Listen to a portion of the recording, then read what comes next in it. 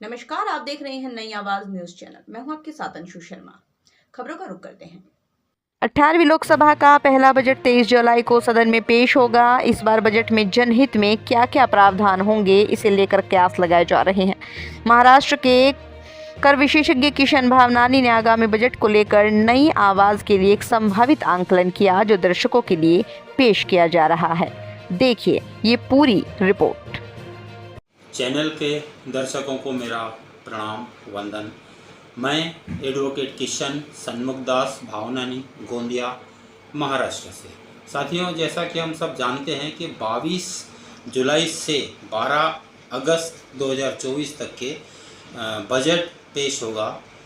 इसकी चर्चाएं सब लोग अपने अपने ढंग से कर रहे हैं। कोई कैसा बोल रहा है, कोई कैसा कर रहा है, लेकिन मैंने भी इसका आंकलन किया हूँ, इसकी स्टडी किया हूँ और मैंने 5 पॉइंटें निकाला हूँ कि इन 5 पॉइंटें ये इस बजट में ज़रूर अपने को देखने को मिलेगी।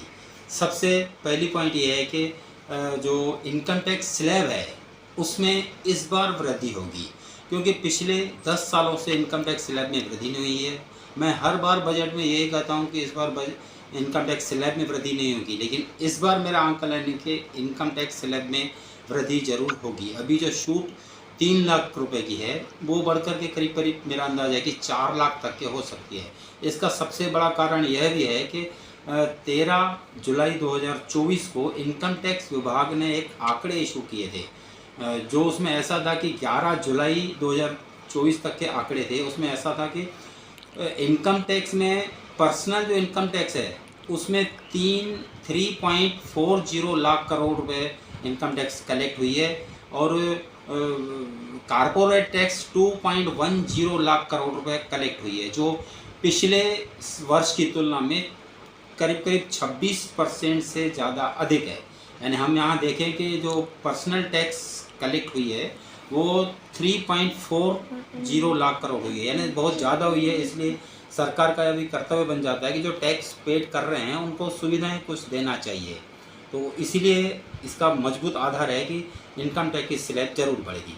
दूसरा मेरा आंकलन है कि जो किसानों को अभी तक के 6,000 रुपया सालाना दिया जाता था 3 किस्तों में, अभी उसको बढ़ा करके 8,000 रुपया किया जा सकता है, यानी 4 किस्तें दी जाएगी। तीसरा मेरा आंकलन है कि जो सेक्शन 80C है, इनकम टैक्स एक्ट की सेक्शन 80C है, उसमें अभी छूट है 1.5 लाख रुपया, उसको बढ़ा करके करीब करीब 2 लाख रुपया या 2.5 लाख रुपया किया जा सकता है।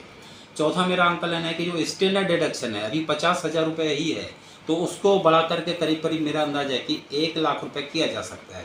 पांचवा मेरा आंकलन है कि जो भी हम एक विज़न चल रहा है हमारा 2047 का, उस विज़न 2047 की रणनीति, उसकी झलक इसमें ज़रूर दिखेगी। पूंजीगत व्यय बढ़ाए जाएंगे, अलग अलग जो इंफ्रास्ट्रक्चर है उसके ऊपर एक अलोकेशन बढ़ाया जाएगा, उसको एक वृहद लेवल में लिया जाएगा कि जैसा हमारा जो आगे की सोच है विज़न 2047 उसको पूरी तरह से कवर करने की कोशिश की जाएगी। बाकी हमें अब 23 जुलाई को ही पता चलेगा कि क्या चल जाएगा, क्या होगा। 12 बजे तक के अपने को सब क्लियर हो जाएगा। ये तो सब अनुमान है, पर मेरा अनुमान है जो मेरे 5 अनुमान बताए हैं वो आ सकते हैं। आपका बहुत बहुत शुक्रिया।